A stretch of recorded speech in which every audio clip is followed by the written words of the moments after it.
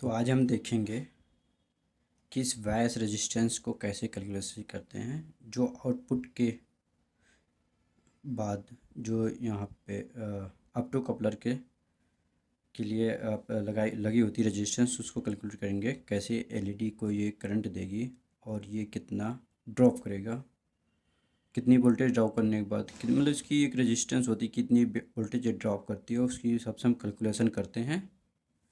तो देखेंगे जैसे यहाँ पे फीड आउटपुट, यहाँ पे एक हमारी एसी एसी सप्लाई यहाँ से आती है। तो यहाँ पे मतलब जो आफ्टर ब्रिज के बाद सप्लाई आती है वो ट्रांसफार्मर से होते हुए हम PWM IC के एक पिन पर जाती है और ये इसको ऑन करने या सारी चीज़ें करती हैं।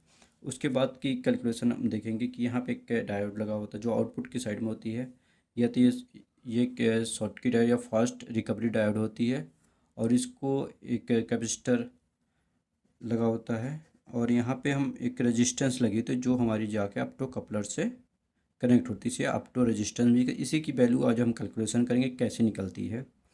अब इसके लिए हमें क्या चाहिए, सबसे पहले कि ऑप्टो कपलर की डाटा शीट में कितनी वोल्टेज आउटपुट, ऑप्टो कपलर की कितनी वोल्टेज है, ऑप्टो कपलर में कितनी करंट है। इस अगर ये वैल्यू हमें पता चल जाए तो हम इसके बाद कैलकुलेशन कर सकते हैं। तो हम देखेंगे कि यहाँ पे ऑप्टो कपलर की जो वोल्टेज है 1.2 वोल्ट है और ऑप्टो कपलर की करंट जो है 20 मिली एम्पियर है। अब ओम्स लॉ के according V equal to I R, हमें यहाँ R की रेजिस्टेंस निकालनी है तो R इक्वल टू हम रखेंगे V अपॉन आई आर।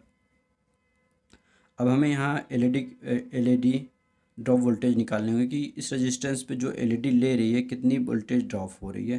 तो हम यहाँ हमें पता है कि 12 वोल्ट हमारी आउटपुट वोल्टेज है, जो कि यहाँ पर हमें जो एसएमपीएस या जो भी चीज़ें उसकी वोल्टेज आउटपुट 12 वोल्ट है 12 वोल्ट है। इससे हम लिए इसको हम कर लेंगे 12 माइनस 1.2, तो हमारा आ जाएगा 10.8 वोल्टेज। जब हमें ये वोल्टेज पता चल गई कि ये 10.8 वोल्टेज इस रेजिस्टेंस पे आ रही है, तो इस रेजिस्टेंस के हम वैल्यू निकालेंगे। जैसे हम बताएं कि V equal to I R के ओम्स लॉ के अकॉर्डिंग हम इसको निकालेंगे।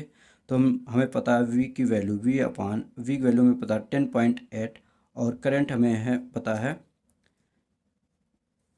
20 मिली एम्पियर। तो हमने यहाँ पे इसकी वैल्यू कर दी 10.8 अपॉन 1.0 ओम। इसे हम एम्पियर में कन्वर्ट कर लीजिए। एम्पियर में कर इससे इसको डिवाइड करेंगे तो आ जाएगी हमारी 540 ओम रेजिस्टेंस। 540 ओम रेजिस्टेंस हमने रख दी है। अब ये रेजिस्टेंस होगी। अब हम देखते हैं कि कैसे ये एक तरह से हम इसका ये यहाँ पे ले लिए हैं कि ये वैल्यू निकालने के बाद ये रेजिस्टेंस कैसे यहाँ पे आई है। इसे 1.2 वोल्टेज इसको ड्रॉप करती है, तो ये 10 टोटल वोल्ट हमारी अगर निकालेंगे 10.8 प्लस 1.2 इक्वल टू 12, मतलब ये 12 वोल्ट हमारी एसएमपीएस या किसी पावर सप्लाई की, चाहे एसएमपीएस या 5 वोल्ट होती तो 1.2, अगर हम यहाँ मान लो ये 5 वोल्ट होती तो क्या होता, 5 वोल्ट होती तो 5 माइनस 1.2 इक्वल टू आ जाता 3.8 वोल्ट।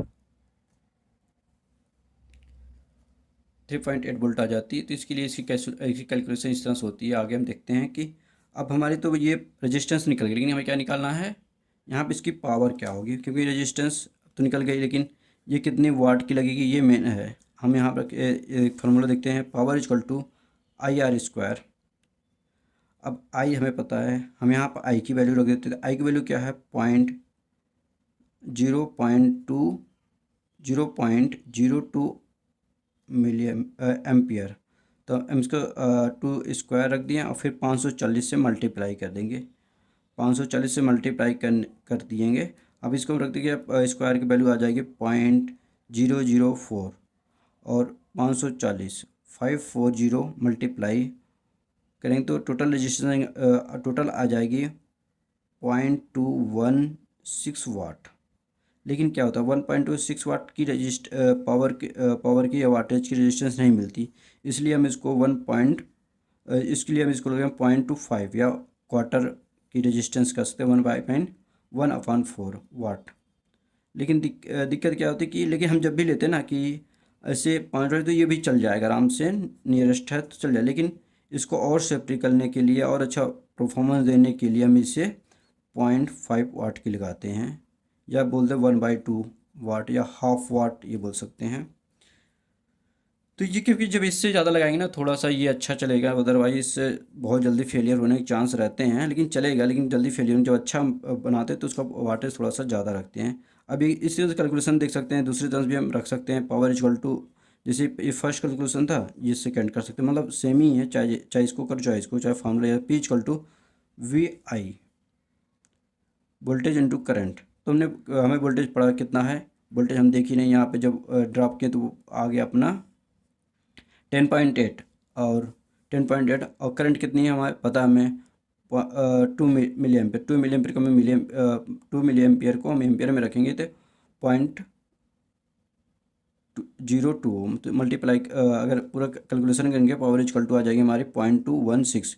दोनों का रिजल्ट सेम ही आ रहा है, बट फार्मूला है कोई दिक्कत नहीं, हम यहाँ पे ही वाटेज वही कैलकुलेशन के वाटेज इतना रख लेंगे, इसलिए परफॉर्मेंस बेटर हो जाएगी।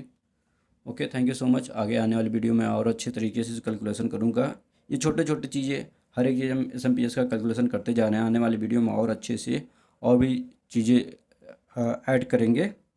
ये छोटे छोटे कैलकुलेशन हमें भी अच्छे लगते हैं बताने में और समझने में, कि ये छोटी चीज़ें कोई जल्दी बताता नहीं है। तो इसी तरह से हम कैलकुलेशन करते रहेंगे कैसे क्या चीज़ें, हमने शायद इसके पहले एक वीडियो में ये भी बता रखा है किसी कैसे कैलकुलेशन करते हैं।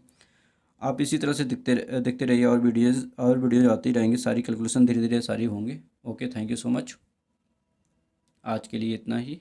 Thank you so much.